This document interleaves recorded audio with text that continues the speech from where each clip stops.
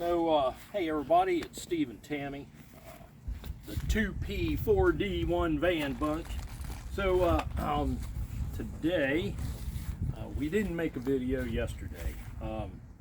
Our last one was Saturday, and then we took the day off Sunday for a little rest and some fun relaxation. Took the dogs and we did some riding, and I took Jesse out for his first bike ride.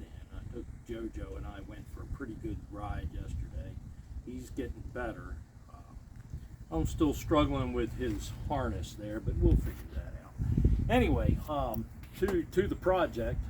So Monday we spent about half the day grocery shopping. We went to a butcher shop up north where we get good prices on meats. Bought a month's worth, and then we picked up some other stuff. And that kind of killed half the day, and then I spent a few hours going to the steel yard, pick up a piece of steel I needed for this, and got back here. About the only thing I managed to do was I got the piece cut to fit. So I notched out where the welded up cross member under the floor pan is going to, it had to clear that to get it all the way over underneath. And I got that thing fit in there, and slugged it up in there. It wasn't exactly what I wanted. I wanted an 1/8 inch, and it ended up all they had. I didn't want to buy a whole 4x8 sheet and spend, $150 on a sheet of 1/8 inch, which is just crazy nowadays. But as far as scraps to fit my needs, they had a leftover piece of 3/16. So I ended up a 1/16 of an inch thicker than what I wanted, but it's going to work out okay because we're just going to cover all that over anyway. The body bolt that I had to cut out, I went over to the local True Value Ace Hardware here and picked up that's a metric in there. That's a 12 by 1.75, and it's a 14 millimeter in length. And it fits the original nut and flange and tube that goes up into the assembly. It goes up into the cushions of the mount.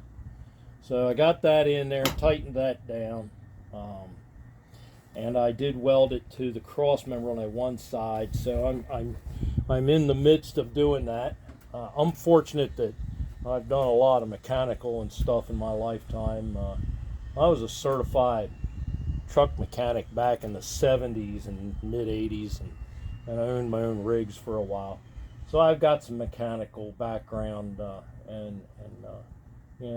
taught myself to weld. I bought a nice little MIG here, a gas feed MIG, years ago, a long time ago actually. You can't get parts of this thing, it's so old. But that's what I use, so that's not something that most of you are going to have available or know how to use. But that's what I'm going to use to weld this panel down in there. And then on the underside, I'm not even going to try to weld that up under there, because to do it means I'd have to grind out bare metal, and then I'd have to try and protect it because it's going to get all wet and nasty under there. So I'm just going to, once I weld it solid here, the underside around the seam, I'm just going to pack it with some of that caulking like they use around windows and doors on campers and all. And then I'll spray paint it and seal it up under there. And up top here, I'll just MIG it all the way around, grind it, hammer it down as best I can, and then we'll clean it up and paint that. Then I got to move on further back. I got more damage back here to deal with. I got this panel and this section right here to do, and then clean it up and paint it. But when we get back here, we're going to cut some of this out, because I'm going to create an underfloor storage area for my batteries. So that's where we are right at the moment. I'll have Tammy bring you back and show you once I get this all welded down, and that way you'll have an idea where we are. So that's the goal for today, is finish welding this in. Hey, give us a like, thumbs up, and subscribe. This is a regular thing, man. We've been doing at least one every day. See you guys later. All set? All right. Okay, everybody. So we were talking earlier. I was showing you what I was going to get done as far as the welding, and I've got that welded in, so Tammy will get close in here. You can see what we've done. I put this plate in. I mean, it's real solid. It's stronger than the rest of the floor now. But spot welded it down, drilled down in, and spot welded it up to the cross member that's running across under here, and then welded it all the way into the panel, all the way around.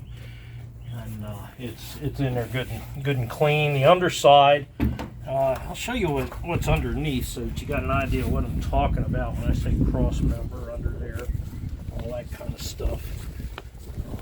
Let me get down in here and grab my flashlight. Oh man.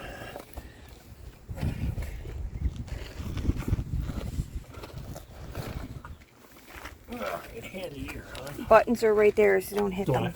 Okay. Well, hold it like that. Is that good? Now you gotta look at the screen. All right.